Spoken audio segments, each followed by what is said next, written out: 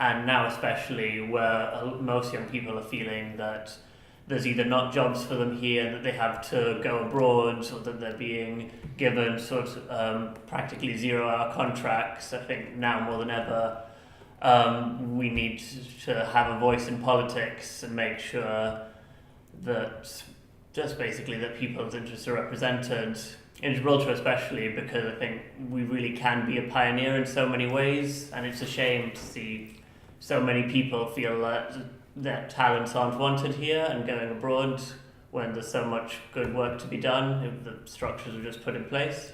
When you talk about the 0-hour contracts, I think it's something that a lot of people are bringing up at the moment, obviously, because it's a policy which is affecting the workers so badly, and it's one of the reasons that I got into politics, actually, for the very for the reasons of social justice, which drive me immensely. And I find it very ironic, actually, at this time of year that it's Christmas time and we have the supply post office workers contingent, 8 of them. Some of them have been working for 5 years, some of them have been working for 3 years on 0-hour contracts, without any entitlement, rights or benefits, and there they are lugging around all our presents for Christmas and making sure that we have a special time, whereas they will be sitting there without much to show for the year's hard work and for their potential to grow as a family, get mortgages and climb the socioeconomic ladder. And I find it very sad and very ironic at the moment, and I think that's one of the things that is very important and should be very important in the agenda, to eliminate 0-hour contracts and make sure that people working for years in permanent posts are treated as permanent contract workers and not supply workers, because they're not. From our meeting the other day with these people, I felt that they were second-class citizens, that they felt bullied and they were intimidated by the system and the way they were treated. And this has an effect mentally on you. And sometimes I think it would be hard for people to pull themselves out of bed and go to work feeling that they were going to be beaten down again, and this can be put to an end very simply by just giving them contracts that they deserve. It's very simple, I just think. Yeah, absolutely. I mean, I think when you've got people sort of... Yeah, thank you. Okay. Let's start by something more personal. Okay. Let's start by talking a little bit about more Christmas stuff. Okay. Where you guys do at home for Christmas? Something like that. Okay. Another reason I joined, never really wanting to initially, despite your powers of persuasion, was I feel very strongly about people's responsibility when in government, or ministerial responsibility, and I feel that, for example, this loose reference to Gibraltar PLC, I think is one that I would rather not see in Parliament, but for 2 reasons. One, a PLC infers that Gibraltar is very limited in what it does from a business point of view. The PLC can do a number of things, but generally speaking, it's within a confined area. I think Gibraltar offers far more than just a single company. And secondly, a PLC infers shareholders. And I don't think that language should be used by ministers. No, of course that's right. Who are the shareholders? Exactly. Right. Exactly. Is it us as citizens? In that case, we should all be able to prosper as a result of it, and that's not always the case. So we do see that there's a widening gap between the very prosperous and those who are perhaps not quite so privileged. Yeah, and I think you touched on a very important and somewhat more positive note, that Gibraltarians are really entrepreneurial and we are really good at getting stuck in and doing all kinds of things.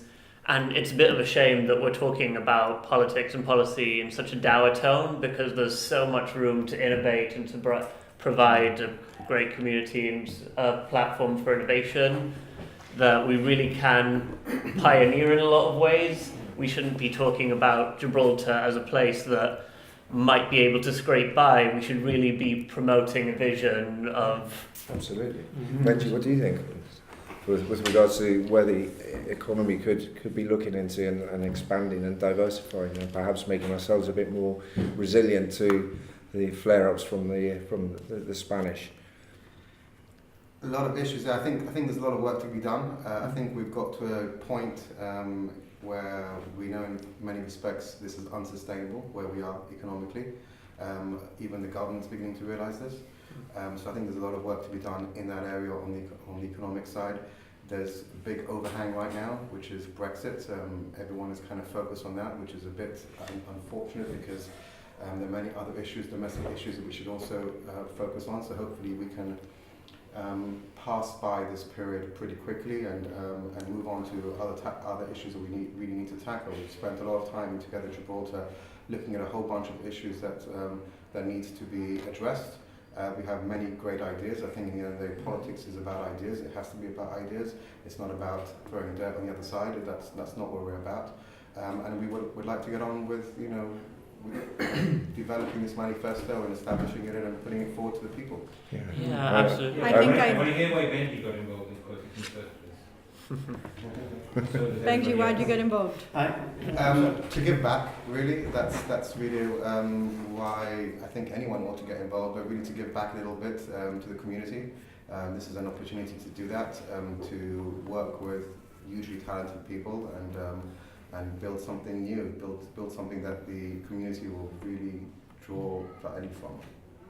Absolutely. I have a lot of experience, as you guys know, having been living in the UK for many years. I've been in private business for 32 years, so I come to the table for Gibraltar because I feel passionate about Gibraltar. It's my homeland, my family have always lived here, and I feel that I want to give something back to the community I've served. I've served as a police officer here, and now I feel that I can make a difference to Gibraltar.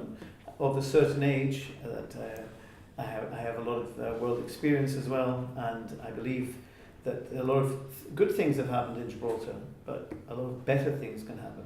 We can become a centre of excellence. I feel that there's too much dependence on certain types of industries here. We have a youth here who are disenfranchised with politics. They feel as if they don't belong. There are people, ordinary people, working people, who feel also disenfranchised with politics because they feel that regardless of how they feel and regardless of what they say and regardless of how they vote, if they do vote, they're not making many changes. It's this constant two-party system, just changing from one side to the other depending on who's the favourite of the year. And I think this party brings a lot of real stuff for real people.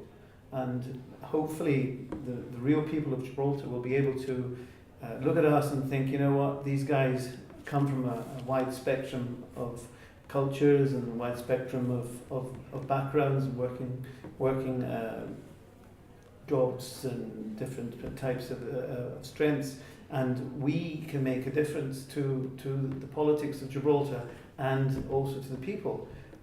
I feel that Gibraltarians have mainly traditionally stuck to a form of business or employment, and this has to change. I mean, we have, I think the last time I read there was something like 20,000 jobs in Gibraltar, and about half of those jobs belong to people who don't originate from Gibraltar. We can't do without them, but most of these people seem to have they're on the lower paid spectrum of the economy, and unfortunately Gibraltarians are going to university and training for different things, and when they come back they're very limited to what they can do. So we should really be opening up the old systems like City and Guilds, trained people, putting apprenticeships in. I mean, we really need to change the dynamic of employment in Gibraltar. Yeah, absolutely. I think because you're right, we have a lot of talent here, and thankfully I know my teachers have done a really good job of educating us, but then once you finish school or you finish university, you're at the point where you have to decide whether you're going to come back to Gibraltar or stay abroad, and young people just aren't seeing opportunities here. As you say, it's mostly, it's not even low skill employment, it's normally 0-hour contracts where people aren't even given the opportunity to progress in their careers or to give feedback, which is such a shame because, as Benji was saying, there's room there, especially now with Brexit, a need there for this kind of innovation, and what we're seeing from politicians instead is just grandstanding and point scoring, when really it should be the time to invest in those talented people, to build stronger institutions, to make allies, and make sure that Gibraltar really can be a pioneer going forward, because we've got the talent, we've got the just the grit to do it really. Sort of, God knows everything we've had to withstand with our neighbours, that we really can do it if we set our minds to it. We just need to make sure that people are equipped with the tools to do so.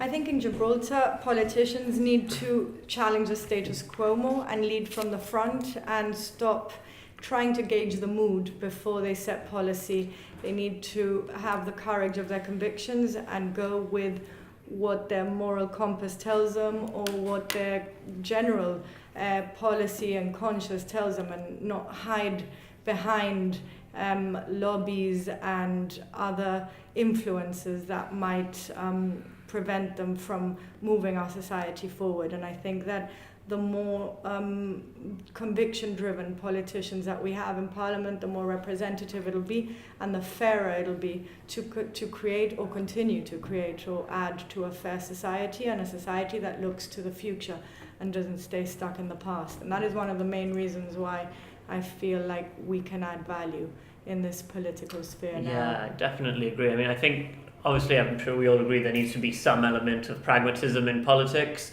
but it shouldn't be so cynical that the only moves being made are for career purposes.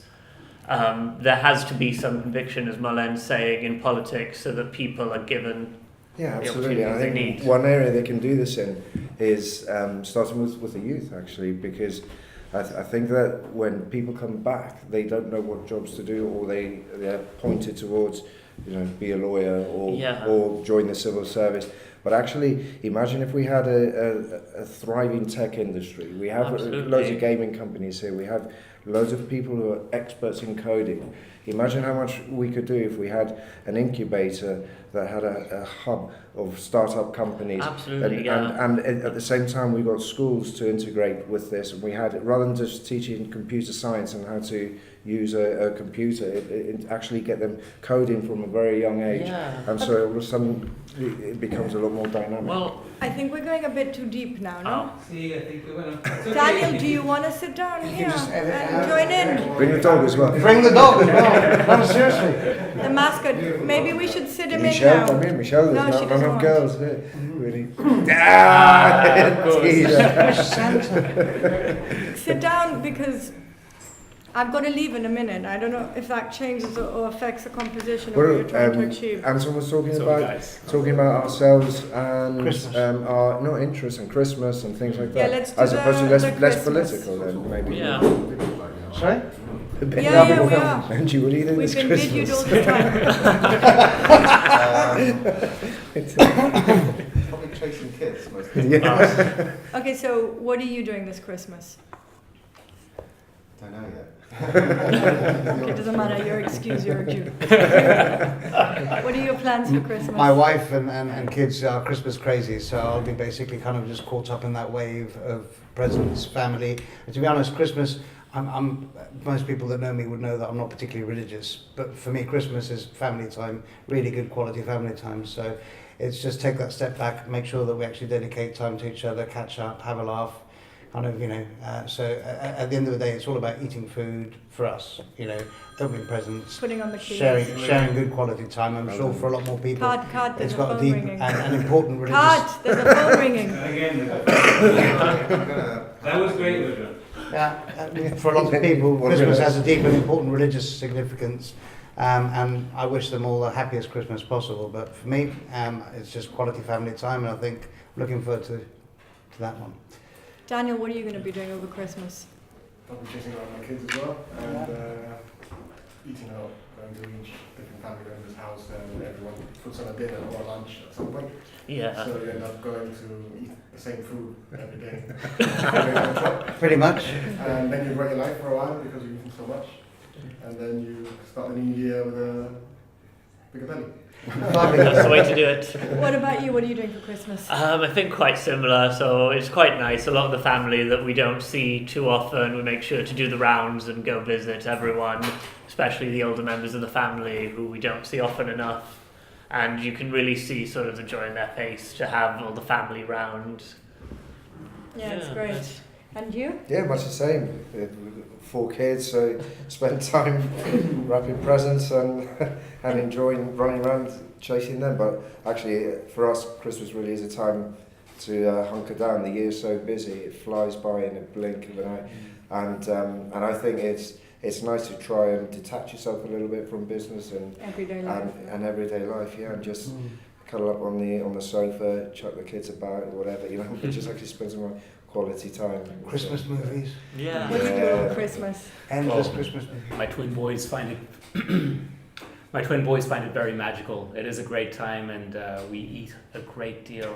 Spend it with family. It's a time for reflection as well. Everybody eats. Vegetarian. It is. I think it is a trait. I think it binds us, but generally, I find it a time for reflection as well, and I find it a time to be appreciative of what we have, and That's a very important point. absolutely, it is magical even at my age. I still enjoy watching Christmas movies, spending it on the sofa, eating a great deal, and spending it with family. Because I think that's what it really is about. Absolutely. But you've touched on something really fair, which is at the end of the day, there are those who don't get to celebrate family time and don't really have all that magic, because at the end of the day they're experiencing deprivation, hardship, family members are being affected by disease, etc. And it's a time where we've actually got to be kind of, I suppose it helps us to kind of reflect on the fact that we are kind of grateful for what we've got, to So celebrate the year what we've that got. has gone and that Absolutely. we've made it through. But I Absolutely, think but also to Sorry. be mindful of the fact that there are others that don't have, and to try and help. But you've also got a really strong community that are very aware of other people's needs, and there's a lot that goes on. We're really fortunate to have such a broad-minded community who are quite keen to help others. There's well over 300 charities. Yeah. My son spends Saturday morning sorting out food bank items for at St. Teresa's Church with the school, actually. There's loads of people who are collecting clothes, and not just food but other items and presents that they wrap up and give to the poor, particularly in Spain, in La Linea.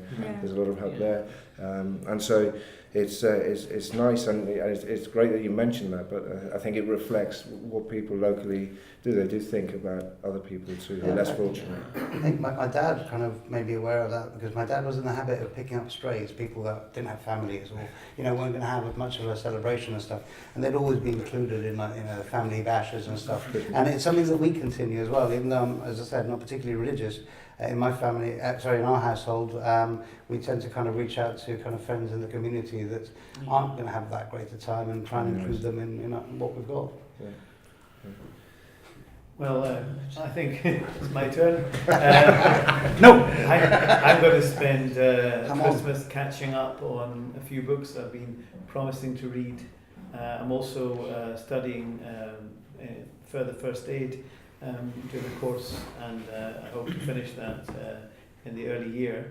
And I'm a trustee of a private trust, and I have to check up all the accounts, and I've never really had a lot of time to do everything, so I do that when I have moments like no stress from work, or no imposition, because I've got a lot of parts of my family actually going abroad for a wedding, and also going to spend Christmas abroad. So my wife and I are on our own with our friends and a few family. No one's mentioned they're going to get smashed. No one's going No, we're just going to be sober throughout. Guys, I have to go. Is that enough for you, Anton? I know. You- About. Something do else you we want should me say? to say? Do you want me to say something?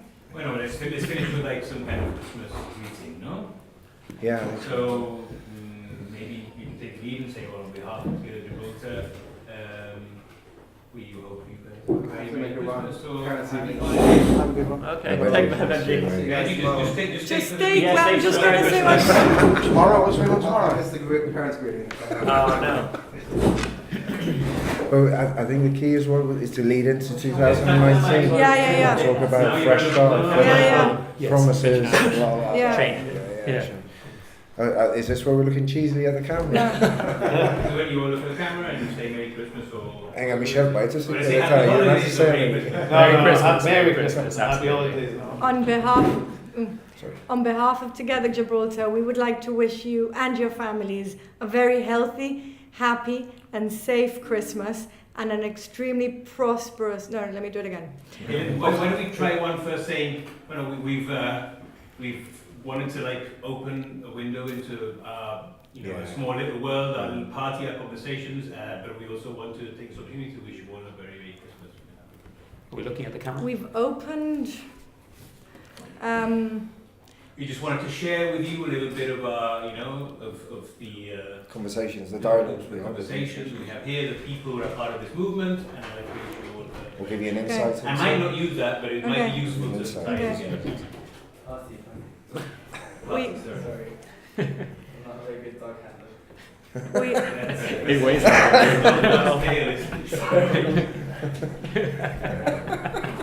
Do you do children's parties?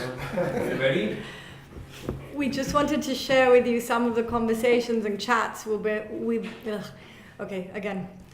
We just wanted to share with you some of the chats and conversations we'll be having at Together Gibraltar and to show you who we are, what we represent, and to tell you that we're very much looking forward to the year that is coming, an election year full of change and opportunities for development for our community, where we will be in order to show you what we represent and how... I don't know what to say. Oh, you're so close. Let me try again. Short and sweet. Okay, we wanted to share with you some of the chats and conversations we've been having at Together Gibraltar and let you know that the following year to come is an election year which will be full of... One more time and I'll get it right, okay? I hate this. We wanted to share with you some of the chats and conversations that we've been having at Together Gibraltar and take this opportunity to wish you and your families a very happy and healthy Christmas and a great new year to come. A new year which will be an election year where we will hope to give you the opportunity of new and fresh representation full of policies and values looking into the future for this wonderful community of ours. I don't know, that's it. Merry Christmas. Merry Christmas. Okay, so let's say Merry Christmas together and blank really cheesy. Yeah. Okay, come on. Merry Christmas and you can laugh your heads off, Ale? No. Yeah. Okay, Well, he ready, has to give us the steady? lead, doesn't he? Yeah. Are You're you going to rolling? count down? Count of three. Moja, really, that. Merry Christmas!